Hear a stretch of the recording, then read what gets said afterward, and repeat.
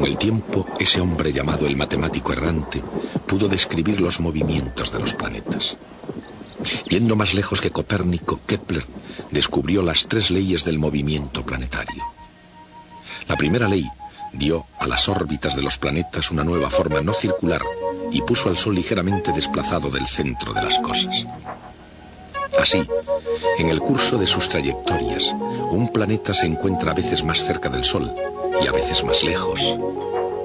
De acuerdo con la segunda ley de Kepler, cuanto más cerca está del Sol, más rápido se mueve, y cuanto más lejos se encuentra el planeta, más lento se moverá. Su tercera ley dice que cuanto mayor sea la órbita de un planeta, más tiempo tardará en recorrerla. Las 3 leyes de Kepler describen los cielos con precisión matemática.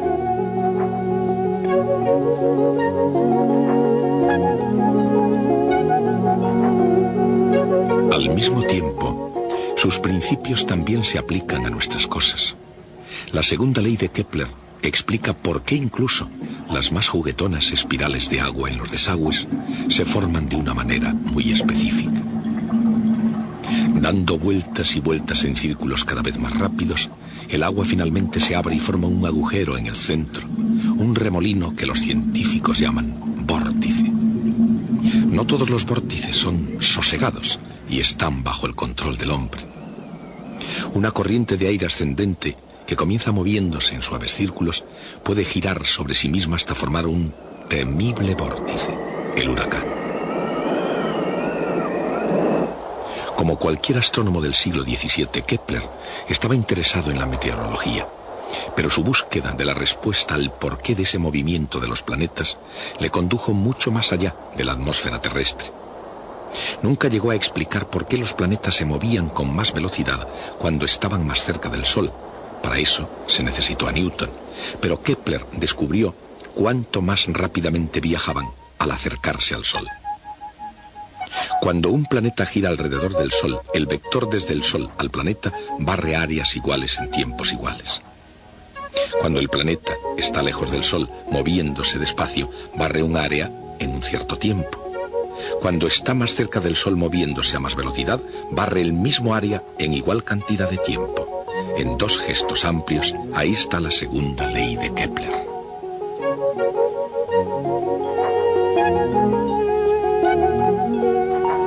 El vector barre un área en forma de triángulo.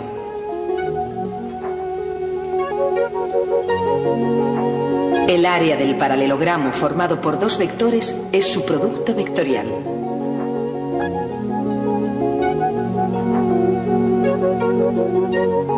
El área del triángulo es justo la mitad. Convirtiendo esto en una derivada, el resultado será la variación del vector área respecto al tiempo.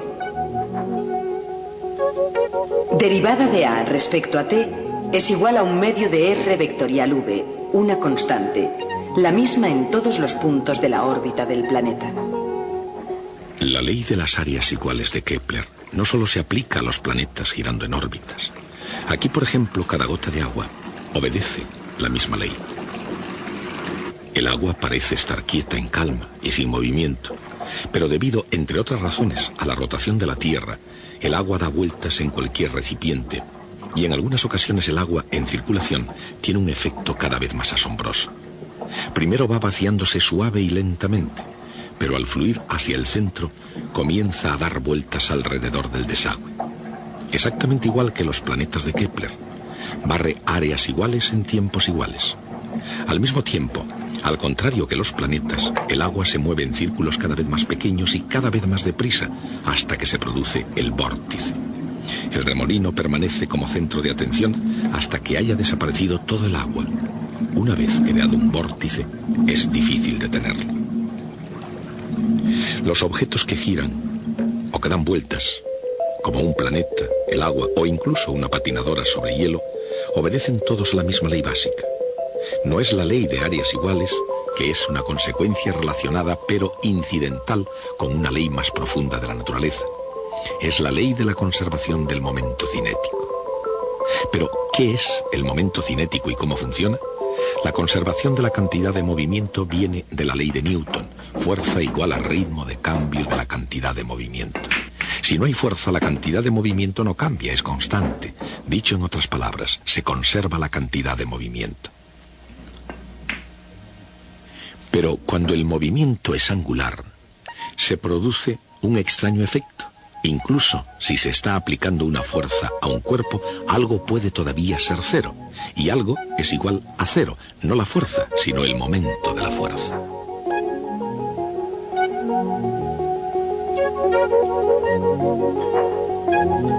Para expresarlo matemáticamente, R vectorial por F igual a cero.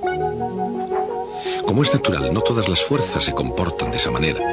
Por ejemplo, para abrir una válvula o para hacer girar una rueda, todo lo que se necesita es un momento de fuerza.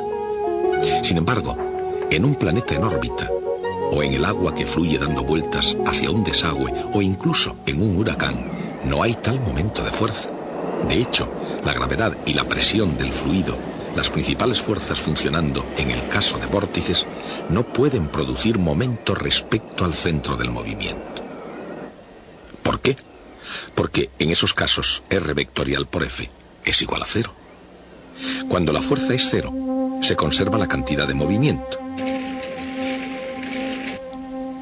Cuando R vectorial por F es cero, alguna otra cosa se conserva. Entonces, ¿de qué es derivada R por vectorial F? Hallamos la respuesta derivando R por V. Aplicando la regla del producto, derivada de R con respecto a t es V, y el producto vectorial V por V es cero. Así que la derivada de R vectorial V es R vectorial A. Ahora multiplicamos por la masa.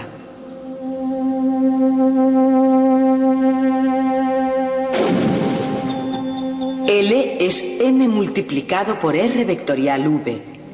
Si R vectorial F es cero, se conserva la magnitud L. L es el momento cinético. R vectorial F el momento de fuerza. Se dice simplemente momento. Por ejemplo, un planeta en órbita no tiene ningún momento.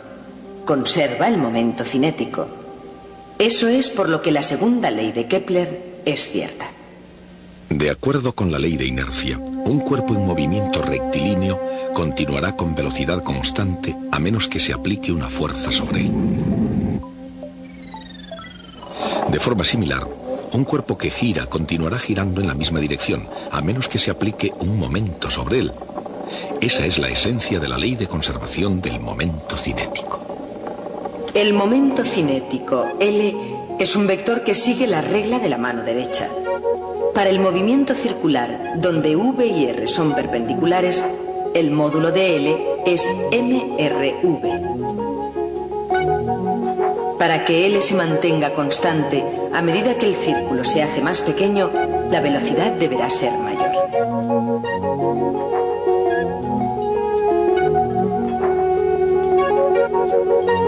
Esta misma regla básica explica la segunda ley de Kepler. En una órbita elíptica, un planeta debe moverse más deprisa cuanto más cerca esté del Sol, y más despacio cuanto más alejado esté de él. La misma idea también se aplica a una patinadora sobre hielo cuando está girando sobre sí misma. Si no se aplica momento, cuando recoge sus brazos todo su cuerpo girará con mayor rapidez para conservar el momento cinético. Por supuesto, entre el agua caliente y el hielo hay una considerable diferencia, pero la física es siempre la misma. Al no estar el agua en estado sólido, carece de viscosidad suficiente para poder soportar ningún momento. Su principal fuerza está dirigida hacia el agujero para reemplazar al agua que escapa.